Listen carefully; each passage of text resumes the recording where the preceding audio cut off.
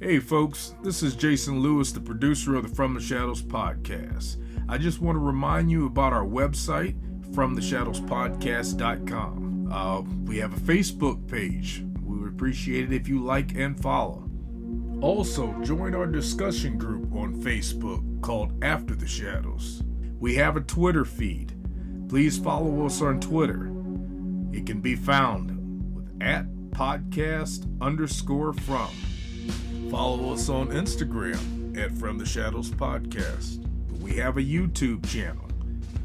Go to the search bar at YouTube and put From the Shadows Podcast, and please subscribe to that channel. We are also on the Odyssey Radio Network, and we can be found there at odyssey1.com.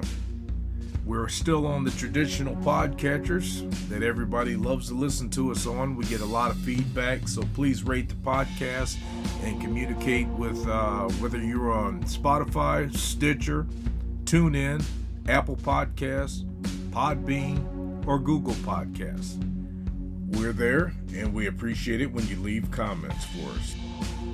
We also have a Patreon page. It can be found at www.patreon.com/FromTheShadows. You can receive books, stickers, coffee mugs, and special content just for our Patreon subscribers.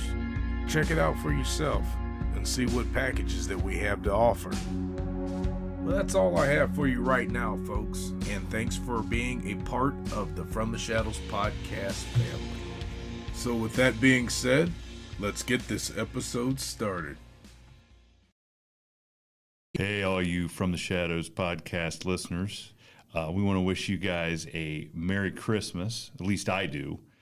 Judge? To be all inclusive, because I know we have a lot of diverse listeners, Happy Hanukkah, Kwanzaa, and for our European listeners, the winter solstice. Jason, producer? Merry Christmas, everybody. Yes. From Jason, the producer. From Jason, the producer. So we want to thank you guys for joining us if you're listening today, because we know it's Christmas.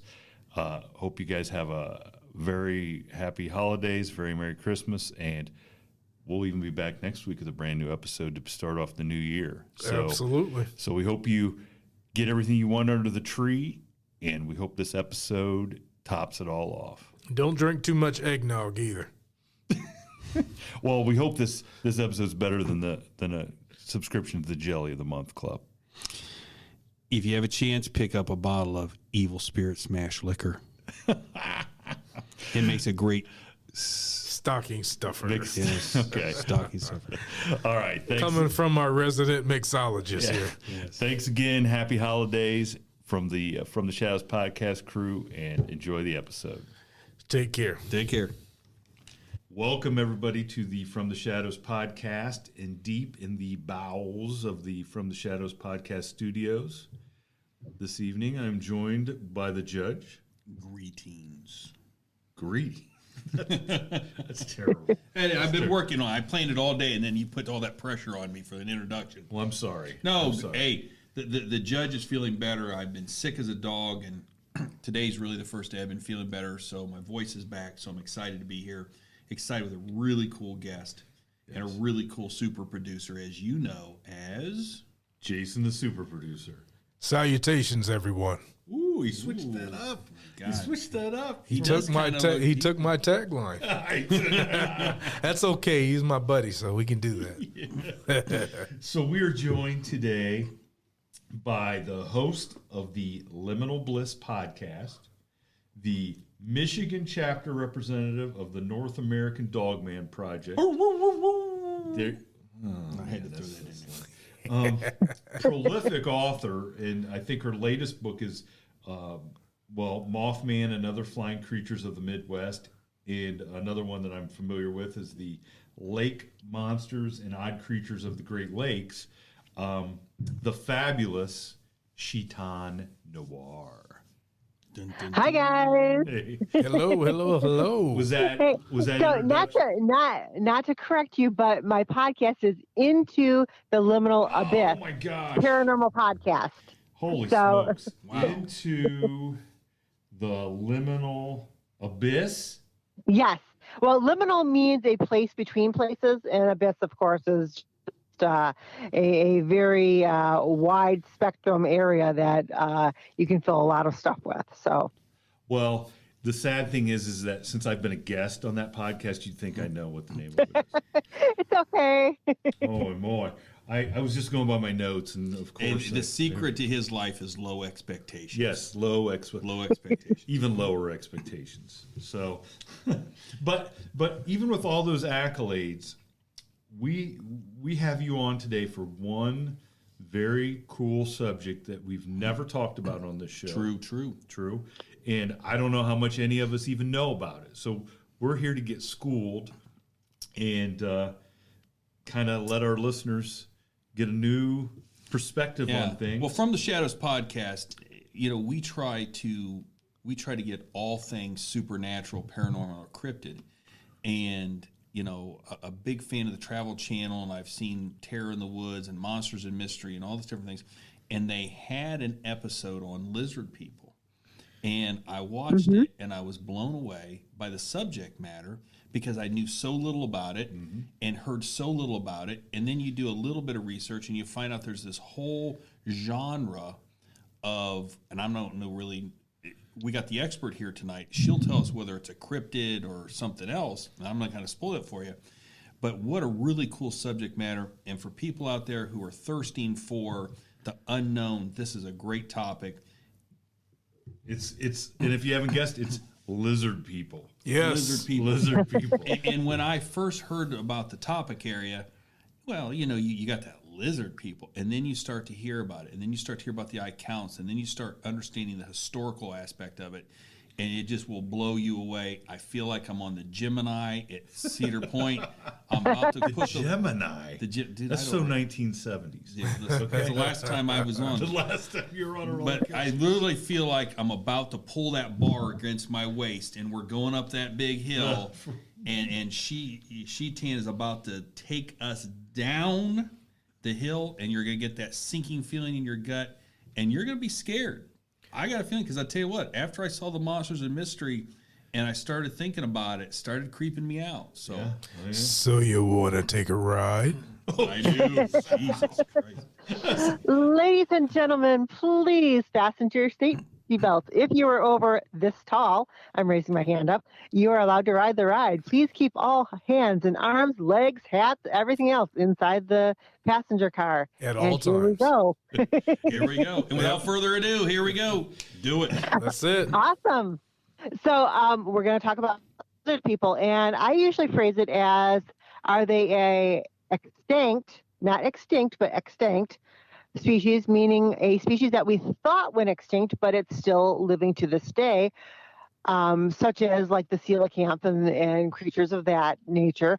Or is it an ancient alien, or could it possibly be a crossover between the two?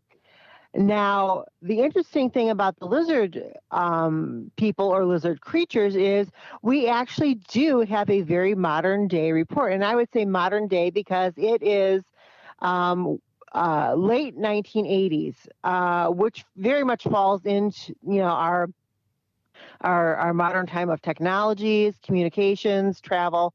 And so it's very interesting because this report, it was made by a 17-year-old, Christopher Davis, and he reported that he had gotten a flat tire and he had pulled over. Now, this happened to happen near the a swampy area where he lived, the Scrape Ore swamps.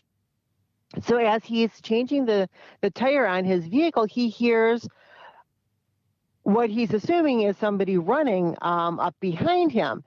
So he quickly looks up and he notices this creature quickly approaching him.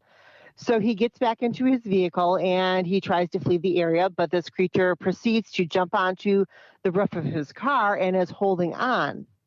And he said that it was not like anything he had ever seen before.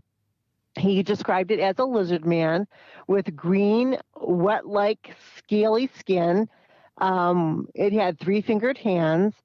It stood over 7 feet tall, and it had red eyes. Now, this creature had jumped onto the hood of his vehicle and was holding on. So something with a 7-foot wingspan, or 7 feet tall, probably has just as long of an arm. So you can picture the 7-foot tall creature holding onto the top of the roof of his car.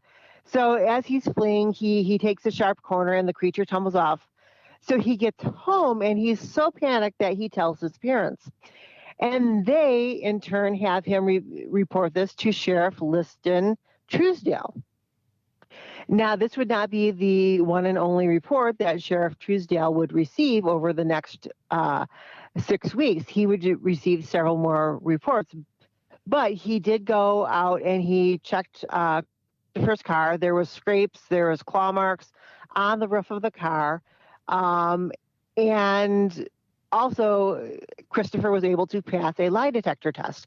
Now, this is a 17-year-old boy who probably doesn't know too much about, in today's day and age, a 3-year-old could pass a lie detector test. But at that time, in Is that true, 1988, Judge, that a 3-year-old could? I don't have any professional expertise in that area. I have to defer. So he was being very, very honest, but the fact is there are more reports that came from that area, and so Sheriff Truesdale did have a case report for a odd creature that was in the swampy areas and coming up onto the roads in that area.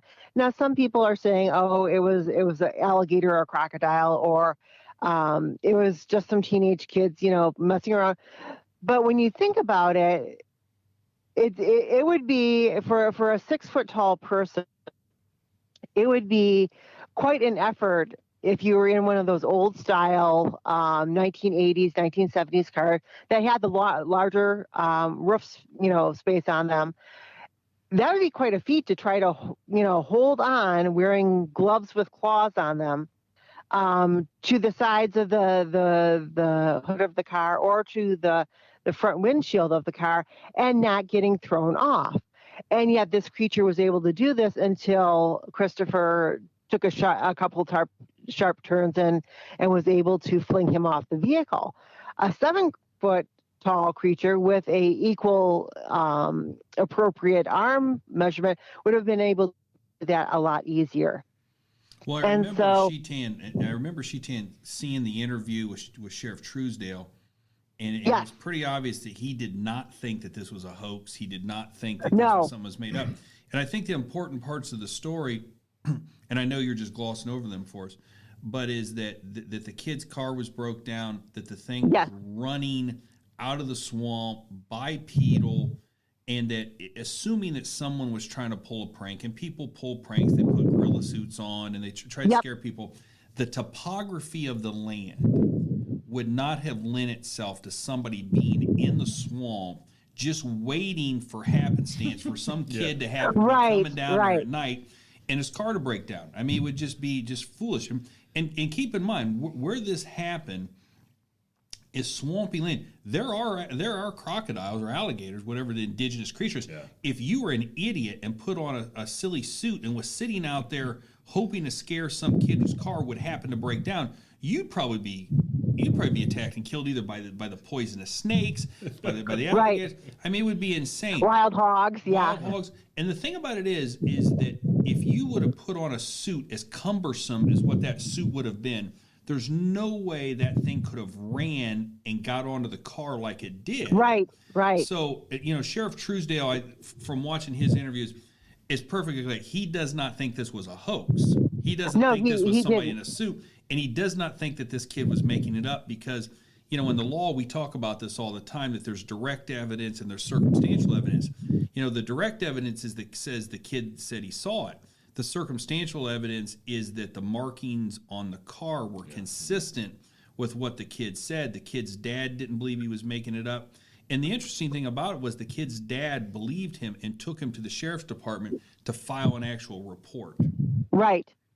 my dad, and maybe when we were younger, it would have been, he'd have got off the belt. Yeah, my dad. But, Been like, you wrecked the car. You wrecked the car, and the lizard man. A lizard man, yeah. A lizard Exactly. man, you're Exactly. So I remember hearing that story, and I wasn't familiar with that, and it really scared me because I thought, man, this is not a hoax thing. And then, as you were saying, there were multiple reports of other people seeing the same thing. So, and this isn't just we don't just have reports from that area, Bishopville, South Carolina. We actually have reports from like Evansville, Indiana, with people, at least one report of a woman being attacked while she was swimming. A creature grabbed onto her leg, and she said it had a hand with claws and was trying to pull her under. So there's a lot of different reports. Now the question, that everybody asks is it the same kind of creature? That we don't know because, we're still collecting, reports. With the Bigfoots, we can say, oh yeah, if it's 8 foot tall and it's covered in hair, and it doesn't have a snout or protruding ears that are standing up, you're probably looking at a Bigfoot. And depending on what part of the country or your world you're in, it's going to be these set of colors, and it's going to have these characteristics. With the lizardmen, there's a lot of give and take right there because it really depends on what area you're in that you're encountering them. That the descriptions are usually it's a tall bipedal creature with scaly skin, but it kind of ranges from black to green to gray, with black eyes or red eyes. And so we get these different descriptions, and so you're kind of wondering, okay, could this be a dinosaur species, particularly the troodont? Or is it one of the ancient aliens, like the reptoids or the creatures that are similar like that? Or is it a blend of the two, where they, found each other compatible for breeding, and that's kind of where the route that they took. Really, it's interesting because the encounters that people have, either the creature is acting very predatory, with like Christopher had experienced down in South Carolina, or with the lady who got pulled under in Miami, the Miami River, in the Ohio Miami the River. interesting thing about that story about the lady in the river was that someone from, was it the Air Force, showed up a couple days later and interviewed her and basically said, hey, look, don't tell anybody this story. Yeah, and you wonder if they do that almost to make it even more intriguing, or if they do that just to cut down on panic. Well, what comes to mind? Why would the Air Force? Why would the Air Force? First of all, how would the Air Force know? Okay, is it like the sheriff's departments around the country are monitoring reports? Are instructed to call the Air Force if you get a lizard man report? Well, the case in point with the Mrs. Darwin Johnson, and in a small town like that, word travels very fast. So she wasn't the only witness to this. Her friend and her children were all there. And so when one person tells another person, suddenly you've got, it's just a continuous cycle. That person will tell 3 more people. Those people will tell 3 more people. And suddenly you've got 100 people who know the story, and it happened 2 days ago. So that's how the word of mouth effect spreads with this. And suddenly people are starting to panic and over, calling the sheriff's department and making reports of, oh, hey, I heard something out by my garbage cans. I think it's that lizard people. So you almost wonder if they don't, in those small town situations where the government can come in and say, hey, you didn't see anything, you didn't hear anything, you don't talk about this. And a lot of people, because they think that the government the Air Force and stuff has more power than what they really do, they will shut right down and they won't talk about it. Well, they do Because have guns and planes. I think Yeah, they they do. Indeed. have you seen the But planes? it's not like they're going to attack a small town. Well, you might want to talk to a few small towns in Afghanistan and ask them about that. They might Well, want I to. mean, here in the United States. You know, the thing is, Sheetan, when I was about 12 years old, I had a very similar experience. We stayed at a campground up at Lake Erie every weekend, and we stayed at this little campground, and there was a little beach area where you could swim, and then there was a dock area where the boats would come in, and you were not supposed to swim there because people, had fish there, and there's hooks, and you're not supposed to be in there. Right. But right. some friends of mine, we had a mini trampoline, and we would put it at the end of the dock, and we'd get a big running start, and we'd jump off the trampoline and do flips and stuff like that. And the water in the dock area was probably about 10, 12 feet deep because they had probably drudged it out in order to get boats in there. But there was a big giant rock that was out about, I don't know, probably 15 yards or something like that. They had been there probably from when the glaciers rolled across Lake Erie. And they had a big orange milk jug painted, tied to it so boats wouldn't hit it. I mean, it was so big, you could not move it. It was just massive. And if you stood on it, you'd swim out to it. It'd be about waist deep. And so it was me and an 8-year-old girl and a 16-year-old boy. They were brother and sister. And the girl had jumped in. She'd swim out to the rock, and she was on the way back. And all of a sudden, she started thrashing and screaming when she got close to the dock. And we didn't know what was wrong with her. And she gets up there, and she's crying. She said something. It grabbed her. Well, her older brother, who's kind of a smart kind of guy, he kind of teased her about, and he figured she'd gotten her foot caught in some old fishing line because people had fished off there. It was no big deal. And I didn't think anything either. And so I jump off, and I swim out to the rock. And I'm standing on the rock, and all of a sudden, I feel this hand grab my ankle. And it's a huge hand. It goes up. Now, I'm only 12 years old, so my ankle's not very wide. But it grabs me, and I start screaming and kicking and thrashing because this thing's pulling, and literally just terrified. And the kid on the dock, the 16-year-old's, what's wrong? And I'm like, it's got me. I'm screaming. And then all of a sudden, it just let go. And I would not leave the dock. I mean, I wouldn't leave the rock. I wouldn't make a swim for it because I wasn't a very strong swimmer back then. And I thought, if I start trying to swim, this thing grabs a hold of my leg in open water. It's pulling me down. At least when I was on the rock, I had I could kick and I had a fighting chance. So long story short, I stood on that rock for probably 30 minutes until the 16-year-old kid jumped in, swam out, and he was on the swim team, so he was a good swimmer. And he swam with me on the way back where he was really close to me. And, I told my parents about it, and they were probably drunk. But nobody made a big deal of it. Did the Air Force show up? No, they did not. The Coast Guard. The Coast Guard. No, so but we didn't run around telling people these things back then. You know what I mean? But I will tell you this much: it's the last time I've ever swam in Lake Erie. I will not go in Lake Erie. I mean, and it was a funny thing was then because in the beach area where we could go swimming, I'd never go in. That was it. I was done. Never went in again. I'm not saying it was a lizard man, but I will tell you this much: I remember seeing this story that you were telling on Monsters and Mystery or something like that. And I thought, my gosh, that's very kind of similar, and it not only grabbed me, but it grabbed the girl. So to this day, I don't know what it was. But it was a hand. So, exactly. And that's what, that was what was reported by Miss Johnson, was that she had been sitting on an inner tube, and she was within the shoreline because she was talking to her kids and everything. And all of a sudden, this creature reaches up and grabs her leg and starts pulling her under. And it's only the fact that she had her arms wrapped around the inner tube that it wasn't pulling her completely under.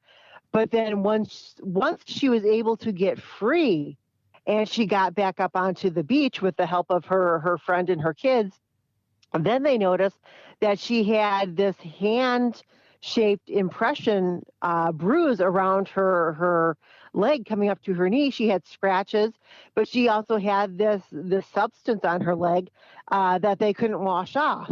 And she said that what she could feel was this furry, maybe algae covered, scaly palm with claws grabbing her legs, and it just was not going to let go. Now, this residue that it left on her leg was like a green, and they couldn't get it off, and they couldn't. She even went to the doctors, and they said that all they could, estimate was it had come from like a mucky residue from the bottom of the river. Didn't they find similar like algae or something in in an underwater cave? Or something Well, like yeah. that? Yeah, and they said that was the only place that it came. The substrate, this material that was now smeared onto her leg, and they couldn't wash it off. They said that it was coming from like the substrate of the river and like underwater caverns that were in the river. So whatever this creature was that grabbed her, now I can tell you that if it had been a snapping turtle that had grabbed her leg like that, her leg would be broken. Oh yeah. Because a snapping turtle just doesn't like wrap itself around your leg and hold on. They snap down. That's why they're called snapping turtles. They snap down with such a force that a full-grown snapping turtle with a head that's about the size of two hands put together, that can break quite a sizable tree branch or body part. That's what their jaws are made for, is snapping things in half. And you're thinking a normal sized woman, let's say she's 150 pounds, her leg is probably going to be only about 5-6 inches thick. That's that. easily, but the skin wasn't broken. She had scratches and scrapes, but it wasn't broken, and the skin wasn't torn open. So to me, that means that it was a hand that grabbed her, not a mouth of something. We know that in southern Ohio, there's been reports of alligators, crocodiles in the waterways. But if a crocodilian had done that, it would definitely bite the leg off. Well, from my experience, look, from my experience and the woman's experience in this, we've all had somebody grab our leg and pull. Yeah. We know what that sensation feels like. We know what a hand feels like. And we've always, and everybody's played with their dog and got nipped and whatever. You know the difference between teeth and you know the difference between a grip. Yep. And so in her situation, nobody believed that a snapping turtle or anything else had bit her, that it was right. And so, but there's people out there who will say, "Oh, it was just a turtle or an alligator or something." No, because it would have been a much different injury done to her if either one of those animals had done the attack. So, she very, very adamantly claimed that it was a hand that grabbed her leg under the water, and for the injuries and the evidence that was left after the attack, I go with, it was something that, was able to swim under the water and had hands and claws, but not a turtle or a fish species or a crocodilian. Well, in addition to that, it was something that lived and dwelled down deep where these caves were, where the residue came from. Yeah. That was a compelling part of that story. So the interesting thing about the lizard man is that it's bipedal. It has hands. It doesn't have I don't know how to say it, but it has humanoid features. Most lizards are running around on four four legs. Yeah. But the interesting thing is that so this issue comes up. when somebody says, well, was it like the creature from the Black Lagoon, a gill man? Well, the creature from the Black Lagoon didn't have a tail. So the question is, the lizard man of South Carolina that Had a tail. it had a tail, unless I'm completely out of. No, I think it had. I'm pretty sure it had a tail. Yes. So that gives us an entirely different perspective. Is that okay? You have something that has humanoid features. How many? I think the question is, how many species of amphibious creatures are bipedal? Not very many. Although I have. You remember the Gila monster with the? Oh yeah. We're running. Yeah. So okay. So Run from on its back legs with So from a kinesiology standpoint, there are some small amphibious lizard type creatures that can do that. But the question then becomes, if we go back into the period of the dinosaurs, 65 million years ago. We do have one. Actually, we have several. Okay. Well, here we go. That's why you're on the show. So let's three idiots aren't sitting around here talking nonsense. We're still going to talk nonsense. Let's not. The species that we're looking at for those exact characteristics would have been a dinosaur called the Troodont. Now, it was estimated by Dale Russell of the National Museum of Canada that if the Troodont had continued evolving and was given enough time, that eventually, with the size of the brain that they had during their existence in their prime, they would have ended up being a lizard humanoid. Yes. And the tail, their tail would have shortened, but they had 3 fingered claws. They were already upright, walking. They were the most intelligent dinosaur species of their time period because they had one of the biggest brain to skulls to body ratio that we've ever found on Earth. So these creatures, the Troodonts, had the ability to become even more sophisticated, and they were a lot taller than what the raptors were. Now, everybody, when they hear a raptor, they think of Jurassic Park and Blue and other velociraptors that were running around. Those are a little bit ambitious. The actual velociraptors were only about the size of a turkey. Utah raptor was a lot bigger, but the Troodont was right there in the 5 to 6 foot range, and it was evolving a bigger brain. A bigger brain means more intelligent thought, means it can learn and learn from mistakes, but also problem solve. And that is a component of intelligence when you're talking about different animal species.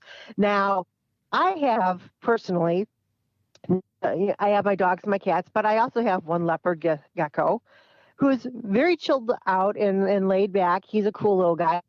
But then I have neon tree dragons. And the tree dragons, they're not very big. They probably weigh about 4 ounces each. Small little creatures, but they're very intelligent because they will watch you. And they know that if the lid of their cage opens up for any amount of time, they can shoot out and escape. I've learned this because I've had to capture said tree dragons and put them back in their tank. Now I know that I have to slide a piece of plastic meshing in between the top of their tank and the lid so that I can put their food in and clean the tank and water them. Otherwise, I am chasing lizards all over my office. But these are very tiny little lizards, and their skulls are no bigger than the size of my thumbnail. But they are able to problem solve and learn. Well, the interesting thing about the Troodon, and jumping forward a little bit with that, is that when we talk about whether they could have survived, is it my understanding that they would flourish in colder climates, in which normal dinosaurs could not function, obviously, because of they're cold-blooded in the colder climates. But the Troodon, So could they have survived the ice? could they have survived the ice age? And I think that's an issue. But now, Sheetan, So- back to the little lizards that keep getting out. Does Yeah. that? How often do you think about how many times do you check that cage or that tank? Oh, I see them every day. So But they're I'm saying, right in what my I'm saying office. is you lay down to go to sleep at night. Do you think, man, I better check that and make sure that? Oh no, because the top of their cage is quite heavy, the grating. So I know that they can't. The only time they can escape is if I lift up the lid and I don't have the plastic meshing, slid under, so that that they can't just bolt out of the top of the cage, because they like to stay in trees, in vines, and that's along the top of their tank. They have that, so they've become very skilled at watching and But I waiting. think that's the ingenious thing is they want you to think they can't get out unless, and you're going to wake up one morning and one of those is going to be right there in your upper, maybe on the bridge of your nose, just staring right at you. Well, that would be very bad for it, because I have a Siamese cat that sleeps with me, and 2 miniature pinchers, and they would not think anything of taking out the lizard. And as you rolled over, the mini pinchers and the cat are all hog-tied. But so then the question is, did that dinosaur Survive the ice survive age. the ice age? But so we do have, within the fossil record and geography, we do know that what is now Antarctica, there were actually dinosaur species that lived in those areas, and they were able to survive what at the time was a full winter, which would eventually become spring before Antarctica moves, further south. But we do know that this was a possibility. We do know that alligators and crocodiles that are in southern Ohio, the reason people know that they are there is because when they go out ice fishing, they would see these snouts sticking out of the ice. And as long as a alligator or crocodile can breathe, they can shut their bodies down. They can slow their heartbeats down to 1 heartbeat per minute, and they can stay in this very cold, climate as long as they can breathe, until the warmer weather comes and they unthaw. And so I've it seen is pictures quite of it. It's possible. creepy. It is quite Oh, I've seen possible. pictures of it. Yeah, you have you see this frozen lake or river, and you see this crocodilian or alligator snout sticking out of it, and they just slow their heart rate down, and they're breathing. Yep. I quit. I'm out. So He's not going ice fishing. So the big argument would be against this theory is that the Troodon would have went extinct during what is it called, the KT extinction, or the KT Right. event with the asteroid. So paleontology, Troodon, 86 million years ago during the Cretaceous period, all the way up to about 66, 65 million. And that's where the fossil record kind of, the interesting thing about that is when you talk to people who say that the KT event did not happen, they say, when we go down and start looking for fossils, why don't we find hundreds of thousands of fossils of dead dinosaurs for that period? There's not. Well, it depends. It does depend on what part of the United States or the world that you're looking in, because like here in Michigan, it's very disappointing that most of our fossils are just corals and brachiopods and stuff like that, because when the glaciers came through, the glaciers scraped everything to the south of us.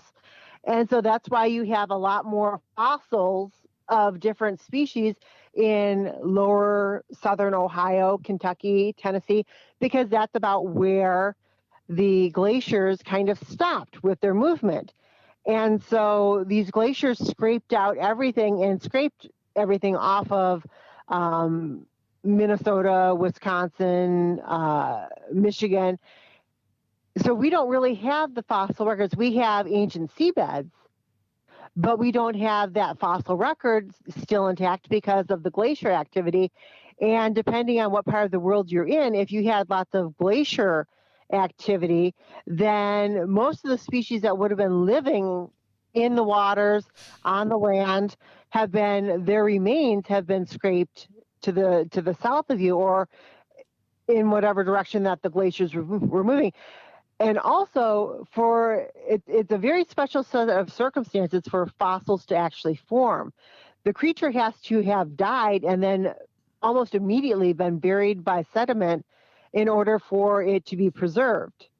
Right. And so that is why a lot of times we don't have these fossils in the areas that we think that they should, because of I guess natural. my point is that the KT event happened just off the Yucatan Peninsula in Mexico. There's a devoid fossil record in Texas, Mexico, of thousands of dinosaurs being buried in ash. It doesn't seem to fit. So I guess what the point I'm trying to make is that the Troodon could have survived because, different than other dinosaurs, and everybody's seen Jurassic Park, the Troodon was different because its binocular system had eyes in the front of its head. Unlike other dinosaurs, it had eyes on the side of your head. So when the asteroid hit, and assuming the asteroid hit, we know that it happened, and it did change the climate, larger creatures would have died. But because the Troodon had the binocular system, have front eyes like humans, it was able to pick up the smaller animals that scurried around in the bottom of the forest and stuff like that. So its food source would not have necessarily been eliminated like the other large carnivorous dinosaurs at the time. So, and you're talking about a period of time. I mean, we measure history in 4-year periods. That's how long it got me through high school. That's how long it got me through college. You know what I mean? So we as human beings, our measurement of time is so infinitesimal. When you think about millions of years. It's about how long I've been at the post. Oh, yes. So from a Troodon standpoint, from an evolutionary standpoint, you say, okay, you have this thing that's 3, 5, 6 feet. It's bipedal. It has eyes in the front of its head like a modern human, and its ability to survive in cold temperatures was different than other dinosaurs, and its ability to find food would have been better. Could it have survived millions of years, and through the process of millions of years, developed into what we see as these lizardmen? I think that's the angle that Dr. Russell was trying to postulate, that this is a theory that has some merit in science. And it does. And when you think about, because some of these reports come from people who go caving and they see things in the caves. Now, depending on geothermal vents and stuff like that, a cave can either be very warm inside and very humid, which is wonderful habitat for any type of amphibian or lizard, or it can be very cold and watery, which is a better source for food sometimes. So we know that there are still, these big cave formations out there that people do not know about. That one that was just found in Vietnam or Thailand had gone undiscovered for years. And then they found it and were astonished at the actual size of the interior of it. These are places that humans have not yet gone and conquered. And so there's all kinds of possibilities of this underground subterranean network for creatures to live in that we have no idea that they exist, because we don't have anything else like them on the planet. To bring up a childhood reference, Land of the Lost with the Sleestak. Yeah. So are we talking about the original or the Wolf? I'm talking about the original, man. I'm a The classic. original. All right, okay. Marshall, Will, and Holly, we were on a routine expedition to the greatest earthquake ever known, Grover. And high across the rapids, they lost their tiny raft. Falling down 1,000 people to the land of the lost. All right. So everybody in our generation knows that song. Okay? Oh my God, they do. And if you say the word slee stack, you know exactly what we're talking Yep. about. So other than the Troodon, which there's a scientific. I'm sold on that. Case closed. There you go. Okay. But other than the Troodon explanation, then there's there are people that would make arguments as to why that's not the best idea. What other explanations do we have for these lizard men or these lizard people other than the evolution of a smarter bipedal dinosaur that could have survived? So we do have, and this, we found different historical depictions of a lizard-human type hybrid.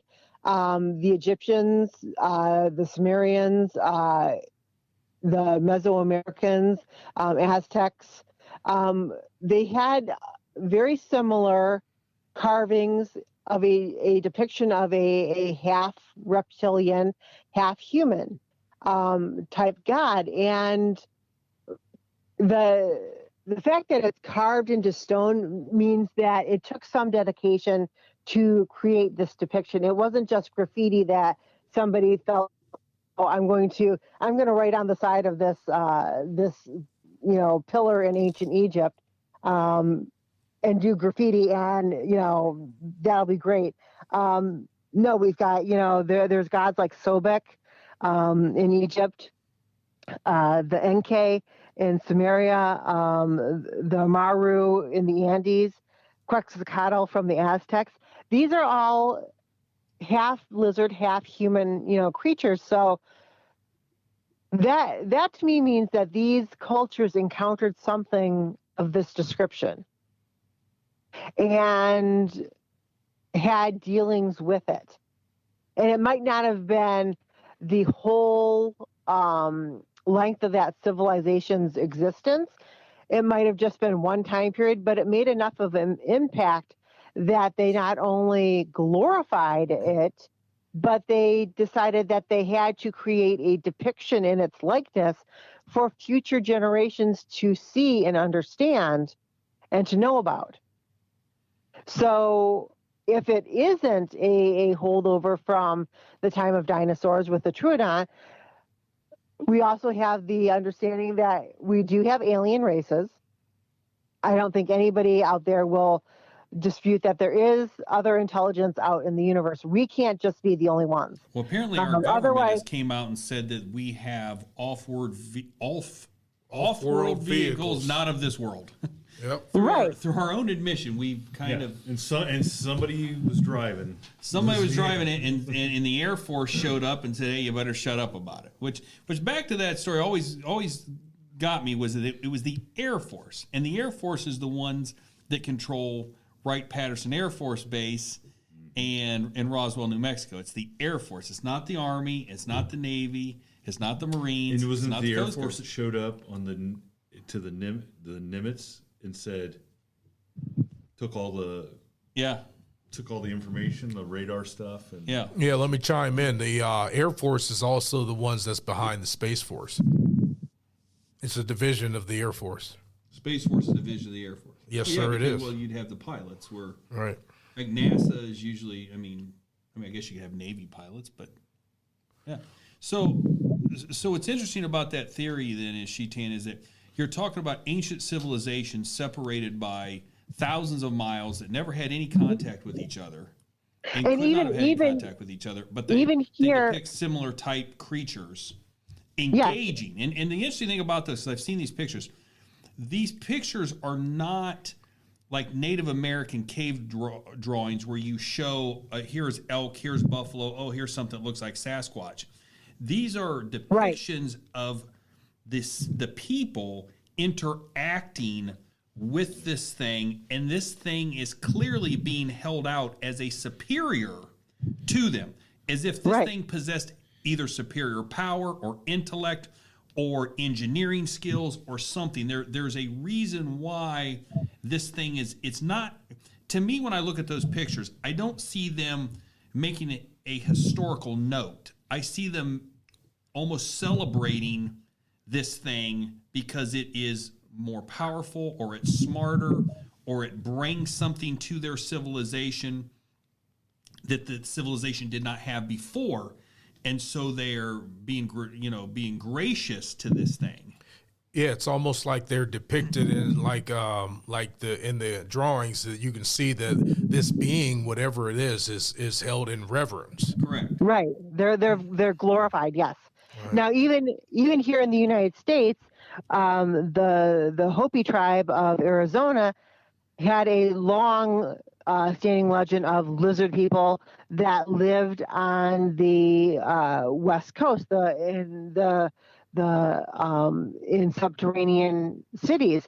So even in our own country, we have at least one Native American tribe that says, yes, these creatures were here, and talks about them in their legends. So it's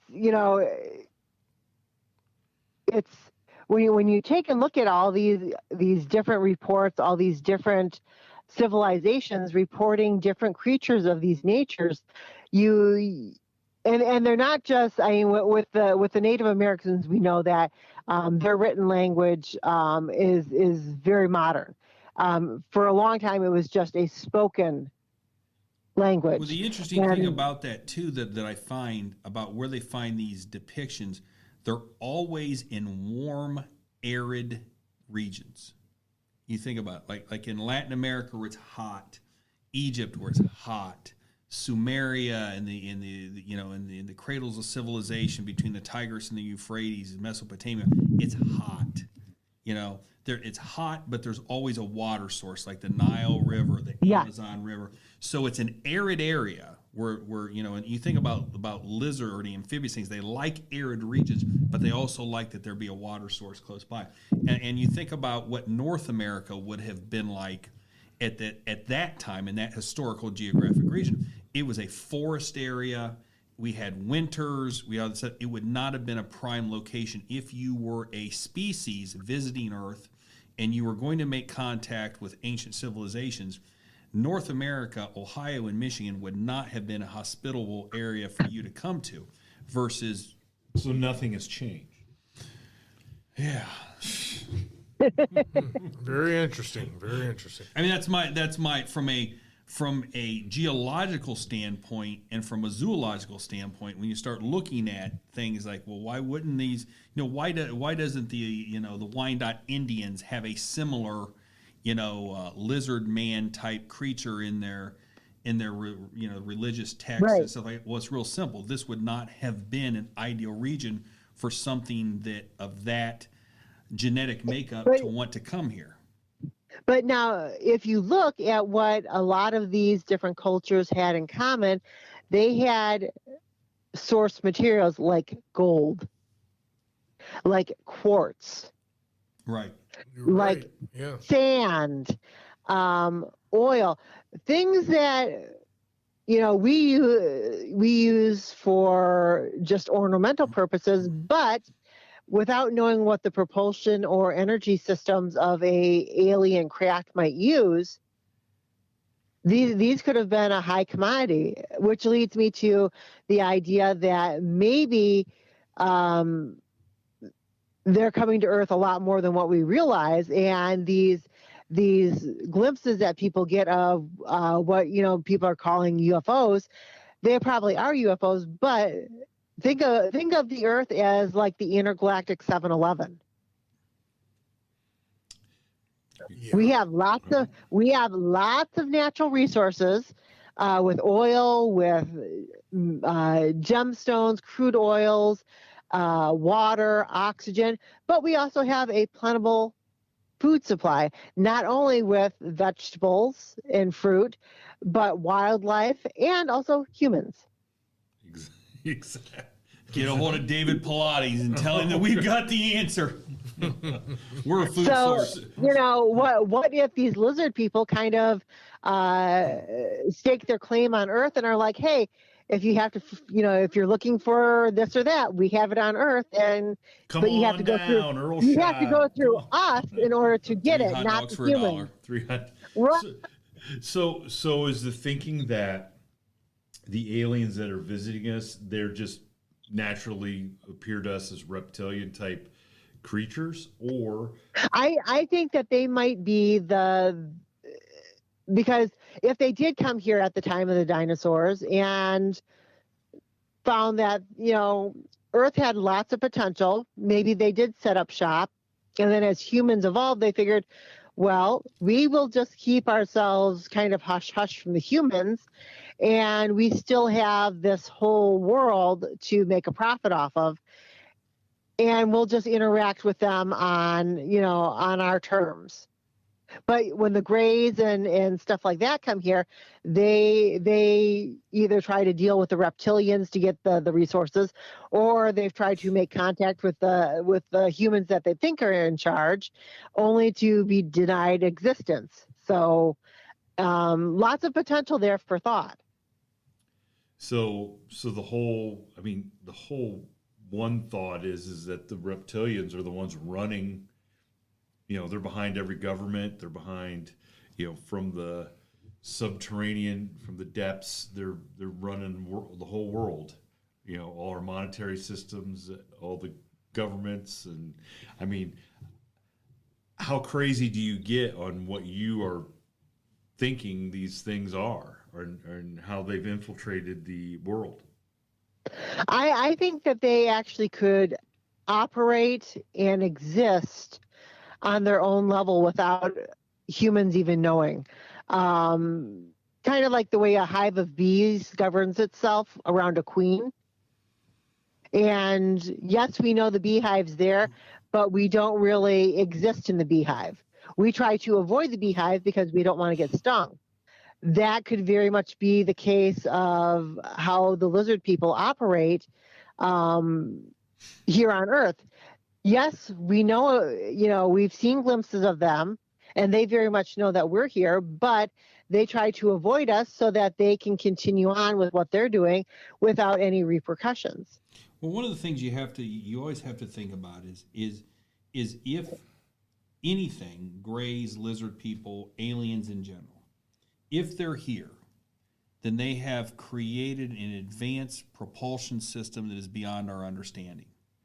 Because to travel interstellar travel is just impossible. The distance between, the nearest star to our sun is 4.3 light years away, and so you would have to travel at this 180,000 miles per second for 4 years, which you can't do according to Einstein, just to get to Alpha Centauri, which would be the closest. So, Yep.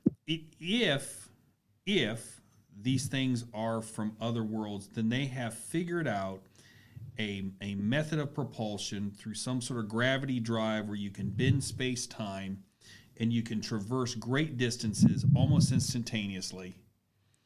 And if there is a species out there that can do that, they most certainly can avoid us on a regular basis on this planet, because you think about it. If I have the technology to bend space-time and I can go through one hole and come out the other in space, why couldn't I replicate that on a smaller scale on the planet Earth? Right. And also if you think of think of things in today's society. If you're in a car, what are you focused on? The vehicles around you. You're not looking up into the sky. You're not looking off down side streets, or unless you're looking for, a storefront or something like that. You are paying direct attention in front of you. If you're not in your car, what are you doing? You're either in front of a computer screen or you have your phone in front of your face. There are lots of things that go unnoticed on a daily basis. Even in small towns, people are like shocked when suddenly a new restaurant or store opens. Well, when did that open? Or they're shocked when they find out the guy next to him has 13 bodies in the basement. Yeah. It's like People when do did that not, happen? people they are interested in what's in front of their face, and that's about it. And anything that is easily explained away, they pay no more attention to. Well, look, nobody even made a big deal about when was it, July or whatever, when the Pentagon and the Department of Defense made that statement about us having Off-world vehicles, not in this world. Nobody even cared. said anything. I mean, it's like Right. it's like I made a big deal about I it. did too. Yeah, but it was almost like but they we're said, nobody. Yeah, but it's almost like they said, "Hey, listen, why don't we just leak this out during the middle of a pandemic and nobody will even care about it?" Because when you think about it, most people on a daily basis across this world, and I don't care whether you live in the United States or you live in Moscow or you live in Kabul, most people get up and their main focus of that day is primal needs. I have to make sure I have a roof over my head. I have to make sure I have food in my stomach. I have to make sure that maybe I have money to pay bills. And we get consumed with that part of our lives. Very few people in this world wake up on a daily basis and are not consumed with primal needs, whether it be food or sex or drugs or whatever. And so you think about it, we don't focus on trying to come up with explanations. Well, let's face it. If I said, "Hey, there's a UFO above Columbus," you're gonna say, "What are you gonna say? Let's go down and see it." You're gonna say, "Well, okay, they'll take care of it." Somebody. I mean, what are we gonna do? They call the Air Force. What are we gonna do? Yeah, they're gonna call the Air Force is probably. Well, we're going to go investigate. Yeah, this, and we're how gonna many do it. people? How many people would notice if suddenly a second moon appeared? Yeah, How you're many- right. You're how- right. how long would it Dogman take- Society. How long would it take people as a civilization to realize, wait, I thought we only had one moon, now we have two? How long would it take for people collectively to realize that and be like, what's going on? This isn't normal. It would probably take at least 6 months. And then you would have people saying, oh, it's a hoax, it's something, And so when does that real understanding happen of, oh crap, this is actual, this has actually happened. This is real. So I think from a empirical standpoint, the thing that was in South Carolina that chased the boy, that was an aggressive, predatory, does not sound like the same creature that would be depicted. Yeah. So I think we're talking about two different types of creatures. But the one thing that sticks out, and the reason why we have these podcasts is there's eyewitness accounts that these things exist. Yes. And so when you talk about, and that's and why we came up with the name, and Jason and Grover and I, we sat around, we were trying to figure out what are we going to call our podcast, and we came up with some pretty silly stuff, and we settled on From the Shadows, because that really is the perfect name for what we're doing. We're trying to bring light from things that lurk in the shadows that people may or may not believe exist. And we bring on people like Shatan here to say, okay, let's shine some light into these shadows. We know there's eyewitness accounts. We know there's physical evidence. We know there's historical evidence. What are these things? What are they doing here? How can we explain what they are? And fortunately, there's a lot of people out there that are like-minded that want to hear these things, and we're giving them the forum by which to listen. How can you you can't dispute the historical, No, carvings. it is what it is. The carvings. The You carvings can't are what they dispute are. that particular dinosaur roamed the earth and had the potential to become more humanoid. Over 50, 60 million years? Yeah, and you can't dispute the fact that our own government says we've got UFOs. Yeah. Okay, so where in this big soup of all that stuff, where does that leave us? I mean, you can't really say, well, that couldn't happen or that couldn't happen, because there's just way too much. There's way too much evidence to say that the kid from South Carolina made it up that it was a hoax. There's way too much evidence. There's way too much evidence in the historical, records of these different, ancient civilizations to say, look, something was going on here. Okay. And then we know that the government has basically, admitted that there's UFOs. After hiding that fact. For 60 or 70 60, years. 70 years. Yes. So we know there's something out there. We know what so what is it? So And that's a very good question. What so is the question it? is, now that you're on here and you're the expert, what do you think it is? Well, I mean, those are all very good questions, and we don't quite have the answers to them yet. I think, honestly, that it's a hybrid of the two, that at some point in our ancient history, these alien races did come here, and if there was a surviving population of the Troodonts, they found those more compatible as breeding material than the human civilization that was present.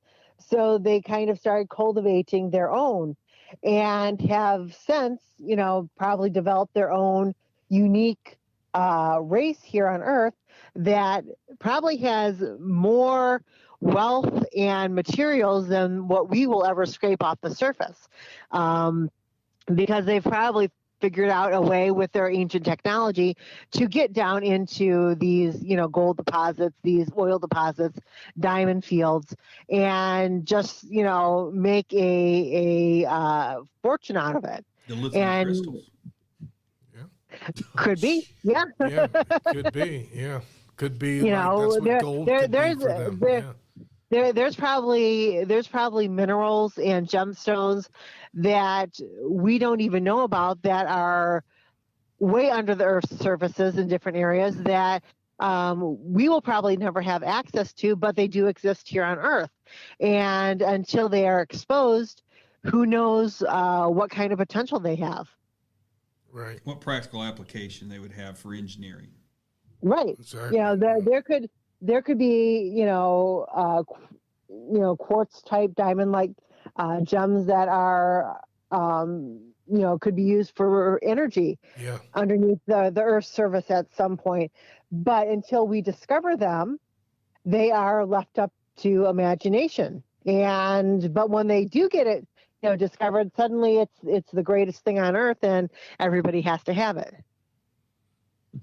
Well, there's been work with gems where they use them to help change frequencies or to maintain frequencies that they can't normally do without the I don't know what it is, but it's something about the structural integrity of the gem itself, or maybe it's the cellular structure. But they're allowed to run frequencies through it, and they can maintain frequencies that they can't do without that particular gem. That's common knowledge.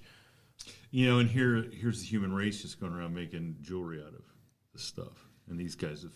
They mastered interstellar travel. Yeah. Right. Yeah. Well, that's why I always say never shy away from what's lurking in the shadows. I got to be honest with you. I don't find it could be Jerry. Yeah, it could be Jerry. I don't really. Nothing that we've talked about in this episode is anything I really want to go find. I got to be honest. No. I feel different about that. Well, Jason, I hope you get attacked by a lizard man. Then Yeah. I wish you the deepest out. If I bring one back, and if I bring one back in cuffs, then what you gonna do? I gotta be honest, you're getting a raise. You get a wow. raise. You will now be Jason's super producer, and you will get all the Patreon money. There we go. Well, She-Tan, before we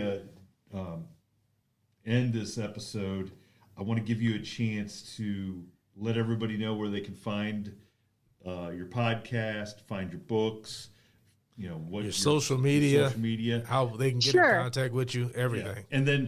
And before I do that, though, I want to shamelessly plug probably the best work of fiction about the Lizard Man. It's From the Shadows, Volume 2, Rise of the Lizard Man. That is true. Written There it is. by That is yours true. truly. Yes.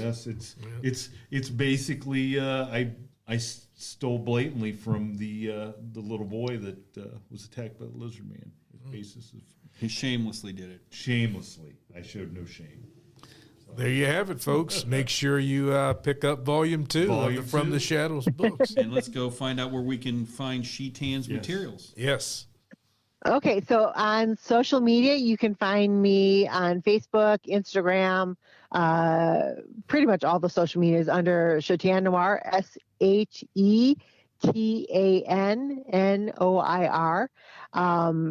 Go ahead and send me a friend request. On Facebook, I have two groups that I run for cryptids and paranormal. The first is the Michigan chapter of the North American Dogman Project. Feel free to send a request and I'll let you in. And then the Great Lakes Center for Unexplained Events and Phenomenon. And that is kind of where I post all the stuff that isn't Dogman related. I also let people post their podcast episodes and stuff like that on there. Book-wise, you can find my books on Amazon, of course. Just type in my name. It'll bring up the cryptid books that I've written. There is Mothman and Other Fly Creatures of the Midwest. There is Lake Monsters and Odd Creatures of the Great Lakes. And then there is the first book in my children's book series that is The Marvelous Misadventures of Tegan Gray, where Tegan meets Bigfoot. He crashes her tea party, and then her and her friends try to track him down to find out what his issue is and why he crashed their tea party. So you can find those books on there. I do write various articles for different sites, so I usually keep those, post those on my Facebook page, and so you can check that out. I also have a website. Just type in Chetan Noir, and it'll my website. Nice. Oh, and I also teach two courses, I teach at two different community colleges. Owens Community College, we will be doing Zoom sessions in February and March. The two courses offered there are the paranormal history of the Great Lakes. That's the first session. And then the second session is cryptozoology of North America. And then I also classes when we were in school. Nice. I love it. This session we're going to offer, the spring sessions are being offered, the winter spring sessions for Owens Community College are offered through Zoom. And then here in Michigan at Kellogg Community College, I will be teaching both in Battle Creek and Hastings Community campuses the folklore and legend of the Great Lakes, which is basically the same as the paranormal history of the Great Lakes. It's just condensed down into a 3-week course versus a 4. If you ever need an adjunct professor or visiting professor to come in to tell some stuff, look me up. Okay. But make sure you have at least 3 hours for the session. Hey, listen, once I get started, you're at the mercy of my own clock. I'm not sure. Well, Chetan, thank you so much for joining us. This was a great subject that we've, like I said, look it up. Superb. Yeah. Superb. Go down that rabbit hole, because let me tell you, you start looking at the reptilian side of it. Oh, my goodness. And I know, and in fairness to Chetan, we didn't give her, we didn't give her near enough time to go into all the different theories and things like that. But the great thing about this show is we give you a taste of it, and it's to go out and search for it on your own. You'll find tons of reading material. And I warn you, you go down the rabbit hole, you'll start thinking, you'll get your tinfoil hat on, you'll start thinking, man, am I really crazy, or is this stuff real? And it's a neat subject matter, because there's an awful lot of just information out there that you just say, this can't be just coincidence. It just can't be. And it's very enlightening. That's for sure. It's somewhat unnerving. Yeah. Well, everybody go check out Chetan's stuff on the internet and our social media, and if you do start going down the rabbit hole, contact her. Don't contact us. But hey, if anybody out there has a good lizard man story, reach out to us and let us know, and we'd love to have you on. Or if you are a lizard man or a reptilian, again, better yet, because I got already tell you, Jason's going to get you. Yes, by all means, contact the show. Indeed. Now, if we get a call from the Air Force that's telling us do not air this episode, we're gonna know something's up. Yeah. Well, thanks, Chetan. Awesome. Thank you. Take care. Oh, no problem. Thank you for tuning in to this week's episode of the From the Shadows podcast. Until next time, never shy away from the darkness or what may be lurking in the shadows. We are out.